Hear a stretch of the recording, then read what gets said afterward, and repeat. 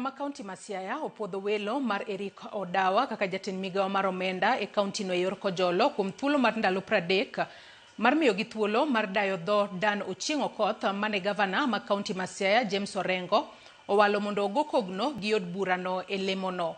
E kinde no Elizabeth Adongo bende opwodhi mar mako lemo mar jagoro mar kaunti no e yor Kojolo nyaka dwe mar 10 higani. Kaka Steve Biko lero, mae biro bang' duol maketo e nyong'ong'a kaka jopiny yudo ratiro mano ombudsman golo ripot manyiso ni welo mar George Nying'iro e migawo mar omenda e kind apisas mamoko notim kod gavana James Orengo ma ok okalo e od burano. Ndalo manok kende bang' od bura mar kaunti ma Siaya kwedo welo mar mane en jatend migawo mar omenda ma Siaya e yor Kojolo George Nying'iro. Od burano osebedo kod penjo mathoth ewi kaka itayo migawo no kod kaka ochwalo tijene ne jopiny. Juma mokalo, od burano nosingo mar goyo tach laro mar apisi mar migawo no, ponono jatend migawo machon no, George Nying'iro, omedo dong' e apisi, okang' mane ochuno gavana ma Siaya James Orengo mondo ng'u korak mar Nying'iro. As at last week when we made certain resolutions.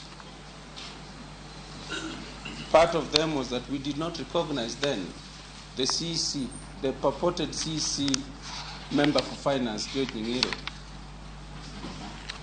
And the assembly had resolved to occupy finance department on every Wednesday of the week until that is addressed. Mano.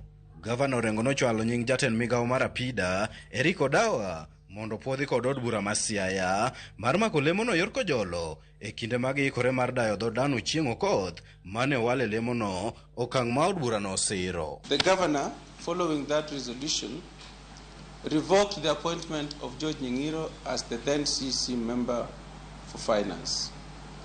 He submitted a name for consideration by the House on acting capacity in the position of CC member for finance, and also submitted another name for consideration by the House in the position of acting county secretary. Takamano, od burano podoram ni gibiro dhi nyime gitimo nonro ewi kaka itayo migawo mar omenda mane ni giluoke ka gitude kod rem nyanyelela bajet ma omenda magana 226 ne jopiny kod nyiso omenda mar orak mane okete bajet to kotieke omenda mokalo. Changes in the finance department have commenced and the House, with the investigations going on, remember we are investigating a lot of things, the payments that were made during that time, the pending bills, the time when we received invoices and the time you paid. We're investigating the special purpose accounts, whether they have been applied lawfully or otherwise.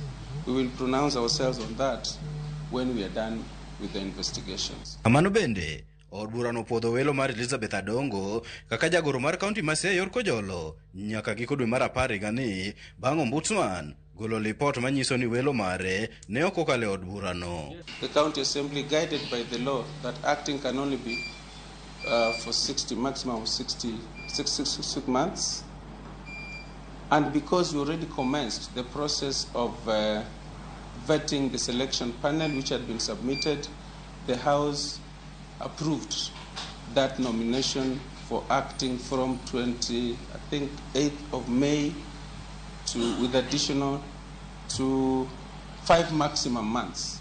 So that means it ends in October, end of October. Ewi mano, od burano singo mar tieko wach mar bajet mar kaunti ma Siaya e giko juma ni. Steve Biko, Ramogi TV.